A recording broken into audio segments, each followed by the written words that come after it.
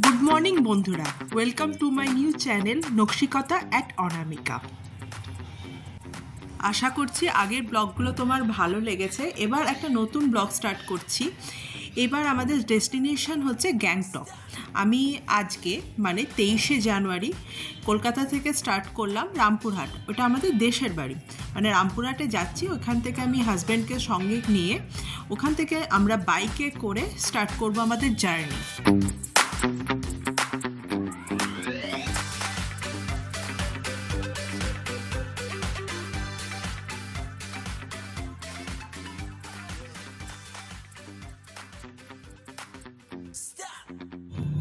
Good evening বন্ধুরা, আমি রামপুরহাট পৌঁছে গেছি। একবারে রেস্ট টেস্ট নিয়ে তোমাদের সঙ্গে একটু কথা বলতে এলাম। একটু সব কিছু ওলটপালট হয়ে গেছে। আমাদের আসলে কালকে ভোরে বেরোনোর কথা, মানে 24 তারিখ ভোরবেলায় বেরোনোর কথা, সেটা আমাদের একদিন করে এগিয়ে গেছে। মানে আজকে রাতেই 23 তারিখ, আজকে রাতেই আমরা 10টার মধ্যে বেরিয়ে যাব। কারণ নাথুলা পাসের জন্য যে পারমিটটা করেছিলাম না, করতে দিয়েছিলাম আর কি কাগজপত্র, সেগুলো ওরা বলেছে 26শে জানুয়ারির জন্য আমরা অ্যাপ্লাই করেছিলাম, বাট 26শে জানুয়ারি নাথুলা বন্ধ থাকে। সেই জন্য ওরা বলেছে 25শে জানুয়ারি আসতে আর কি। পারমিটটা হয়েছে আমাদের 25শে জানুয়ারি। তো আজকে 23, মাঝে একটা দিন 24 তারিখ। এনিহাও আমাদের 24 তারিখের আজকেই মানে কালকের মধ্যে আমাদের গ্যাংটক পৌঁছাতেই হবে। সেই মতো প্যাকিং ট্যাকিং তো সব হয়েই আছে, অপূর্ব নিয়ে এসেছিলো সব। আর যা টুকটাক প্যাকিং আর বাকি আছে সেগুলো এখন একটু করে নিই।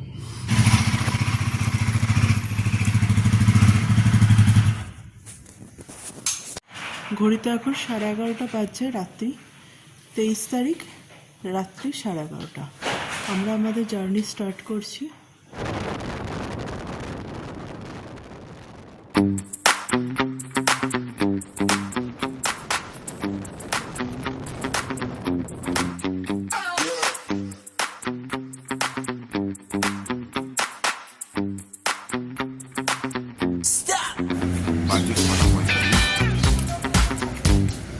প্রচণ্ড ঘুম পাচ্ছিল, মানে ভিতরেও ঘুম পাচ্ছিল, আমারও ঘুম পাচ্ছিল। কিন্তু ভালো, মানে সারা রাস্তা জুড়ে কোনো জায়গাতে খাবারের দোকান, চায়ের দোকান কিচ্ছু ছিল না। গিয়ে এখানে টোল ট্যাক্স আছে সূর্যাপুর, ওই টোল ট্যাক্সের পেরিয়ে টুয়ার্স শিলিগুড়ি একটা চায়ের দোকান দেখলাম। চা তৈরি করছিল, আমন্ত্রণ হয়ে গেছে।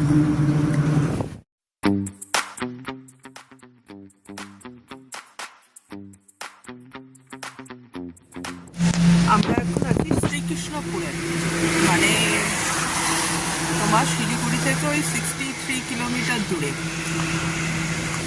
প্রথমে ভেবেছিলাম বৃষ্টি হচ্ছে, তারপরে বৃষ্টি হচ্ছে কিন্তু কিরকম ধরনের, মানে পড়ছে না, বুঝতে পারছি না, অথচ ভিজে যাচ্ছে গা। কেমন লাগছে তোমার? কাল রাত থেকে এত বাজে ওয়েদার, মারাত্মক বাজে। খুব ক্লান্ত লাগছে, মানে কাল রাত থেকে সমানে বাইক চালিয়ে যাচ্ছে তা করে। এই রাস্তায় ঠান্ডা মধ্যে বাইক চালানো যায়? সারা গাড়ি চলছে, মানতে হবে। আগুন জ্বালিয়ে দিই। কিছু দরকার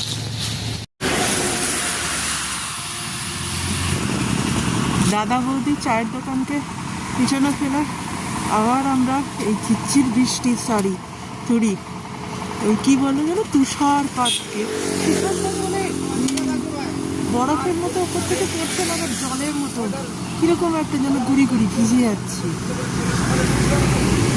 এরকম একটা পরিবেশকে সঙ্গে নিয়েই আমরা আবার এগিয়ে যাচ্ছি।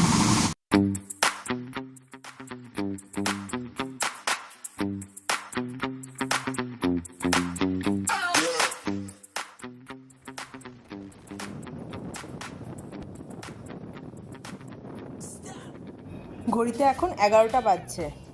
শিলিগুড়ি ক্রস করতে করতে 1 ঘন্টা পার। সেবক মোড় পৌঁছাতে পৌঁছাতে প্রায় আমাদের 1টা বেজে গেছিলো, এত জ্যাম ছিল রাস্তায়। কালকে রাতে বেরিয়েছি, লাস্ট খেয়েছি রাতের বেলায় ডিনার, তো খুব খিদে পেয়ে গেছে। শিলিগুড়ি পেরিয়ে এসেই আমরা একটা হোটেলে ঢুকেছি। দেখি রুটি আর একটু তড়কা অর্ডার করলাম, হালকা ফুলকা খাবো, কারণ আরও 3 ঘন্টা আমাদেরকে যেতে হবে, তো এনার্জি খুব দরকার।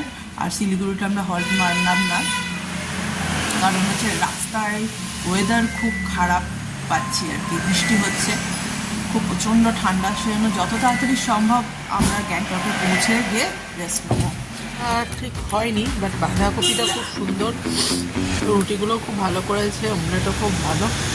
আর আমরা একটু মোমো অর্ডার করেছি, চিকেন মোমো, দেখি কেমন হয়।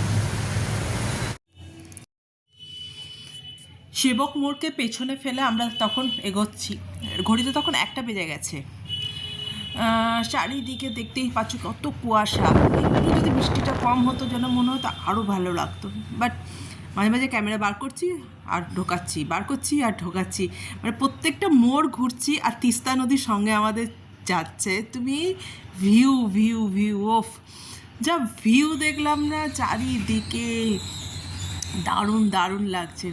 মাঝে মাঝে থামতে ইচ্ছা করছিল, বাট আমাদের অনেক দেরি হয়ে গেছিলো, মানে আমাদের গুগলে দেখাচ্ছিল এখান থেকে সেবক মোড় থেকে গ্যাংটক 3 ঘন্টা, বাট ধরো টানা তো চালানো যায় না অতক্ষণ। যাওয়ার সময় সময়ের অভাবের জন্য আর সেবক মোড়ে কালীবাড়িতে আমরা নিচে থেকেই প্রণাম করে এগিয়ে চললাম। এত ফুলের মালা চারিদিকে, খুব সুন্দর লাগছিল দেখতে। চারিদিকে রাস্তায় হালকা কুয়াশা, তখন একটু হালকা কুয়াশাটাও একটু কমেছে আর কি। ঘড়িতে তখন 2টো পার, তিস্তা নদীকে সঙ্গে করে যাচ্ছি আমরা, এটাই বিশাল আনন্দ।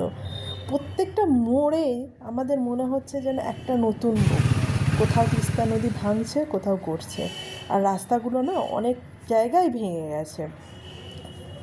তো দেখতেই পাচ্ছ সামনের পাহাড়টা ফুল কুয়াশায় ঢাকা, দারুণ। আর মাঝে মাঝে প্রচুর বাঁদর ছিল আমাদের, মানে যেখানেই দাঁড়াচ্ছি ভয় লাগছিল যে বাঁদর নেই তো, মানে ওইটা নিয়ে আমার পার্সোনালি খুব আতঙ্ক লাগে, বাঁদরকে আমার খুব ভয় লাগে।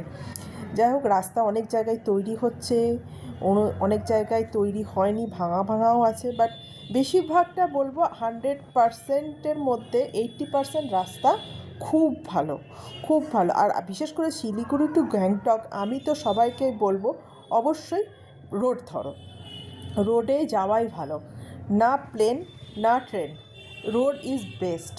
আর NHIDCL এর আন্ডারে এই টানেলটা করা হয়েছে, আমার তো এর ভেতর দিয়ে যেতে দারুণ লেগেছে, মানে দারুণ। এই টানেলটা অনেকটা লম্বা, এটা এরকম গ্যাংটকের আন্ডারেই এই টানেলটা, মানে আমাদের মতো বাইকার যারা রোড ট্রিপে যায় তাদের ক্ষেত্রে খুব ভালো, আমার তো খুব ভালো লেগেছে।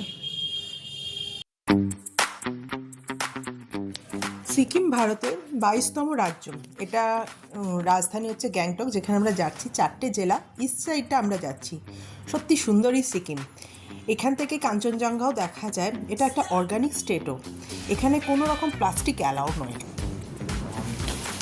হ্যাঁ, ছোট্ট করে একটু রুম ট্যুর করে নিচ্ছি। এখন কটা বাজছে গো? ছোট্ট নয়, বেশ বড় রুম। এদিকে পুরো কুয়াশা, ভিউটা মনে হয় ঢাকা পড়ে গেছে, না দেখা যাচ্ছে হালকা, বাট ভালো, খুব সুন্দর রুমটা। আমাদের জিনিসপত্র ভর্তি হয়ে গেছে।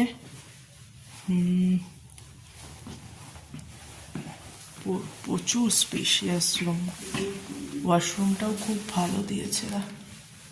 যাক, হ্যাঁ, আর এখন ঘড়িতে তোমার 5:10, আমরা পৌঁছালাম গ্যাংটক অ্যাট লাস্ট।